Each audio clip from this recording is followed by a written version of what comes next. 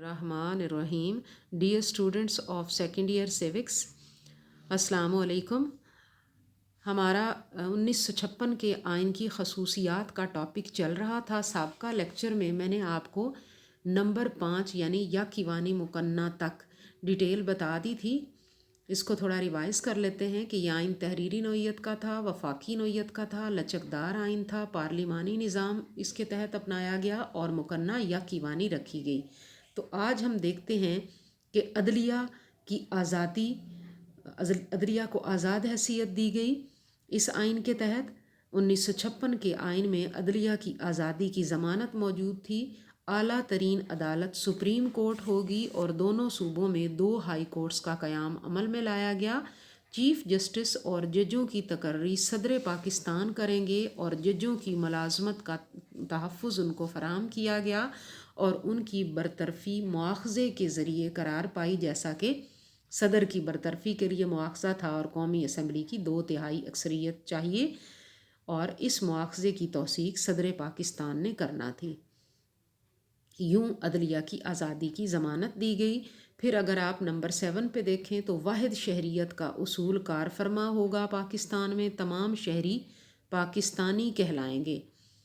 अब यहाँ पे आपके जहनों में यकीनन क्वेश्चन होगा कि पाकिस्तानी ही हम कहलाते हैं और दूसरा असूल कौन सा हो सकता है। तो अमेरिका में मैं आपको बताऊं, शहरियों को दोहरी शहरियत हासिल है, एक मरकज़ी हुकूमत की शहरियत और दूसरी रियासती हुकूमत की शहरियत। जबकि यानी जिस रियासत में वो रहते हैं, जैसे कैलिफोर्निया में रहते हैं तो उसके भी शहरी हैं और रियासत है मुत्तहिदा अमेरिका के भी। जबकि पाकिस्तान में वाहिद शहरियत का असूल कायम किया गया। फिर नंबर 8 पे है बुनियादी हकूक़। आइन के मुताबिक शहरियों को तमाम बुनियादी हकूक़ हासिल होंगे, वो बुनियादी हकूक़ जिनकी ज़मानत अक़वाम मुत्तहिदा के चार्टर में फ़राहम की गई है। तमाम शहरी कानून की नज़र में बराबर होंगे और उनको माशरती, सियासी और माशी हकूक़ अता किए जाएंगे। किसी शहरी को बिलाजवाज़ गिरफ़्तार नहीं किया जाएगा और गिरफ़्तारी की सूरत में उसे सफाई का पूरा मौका दिया जाएगा। और जितने हकूक़ आइन के तहत दिए जाएंगे शहरियों को, उनको अदालती तहफ़्फ़ुज़ भी फ़राहम किया जाएगा और इन हकूक़ की पामाली की सूरत में शहरियों को ये हक़ हासिल होगा कि वो अदलिया से रजू कर सकेंगे। उसके बाद अगर आप नंबर 9 पे देखें तो सरकारी ज़ुबानें। 1956 के आइन के तहत उर्दू और बंगाली दोनों ज़ुबानों को सरकारी ज़बान के तौर पर तस्लीम किया गया और ये वजाहत की गई कि आइंदा 25 साल तक अंग्रेज़ी दफ्तरी ज़ुबान की हैसियत से राइज रहेगी।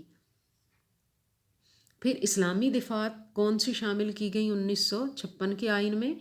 आइन की रूह से पाकिस्तान का नाम इस्लामी जमहूरिया पाकिस्तान रखा गया। सदर लाजमी तौर पर मुसलमान होगा। करारदाद मकासद को आइन के दिबाचे में शामिल किया गया। करारदाद मकासद की रूह से हाकमियत आला अल्लाह ताला के पास होगी और अख्तियारात को अवामी नुमाइंदे मुक़द्दस अमानत के तौर पर कुरान और सुन्नत की हदूद में रहते हुए इस्तेमाल करेंगे। और करारदाद मकासद के मुख्तसर नकात आप इसके अंदर इस्लामी दिफ़ात के अंदर लिख सकते हैं जितना आपके पास टाइम हो। उसके बाद नंबर 11 पे आते हैं कि आइनी इदारे कौन से कायम किए गए 1956 के आइन के तहत। Idara Tahqiqat Islami, public service commission, chief election commissioner और ऑडिटर जनरल, ये ओहदे और इदारे जो हैं वो कायम किए गए। ये तमाम इदारे अपने दायरा अख्तियार में अमल करने के मजाज थे।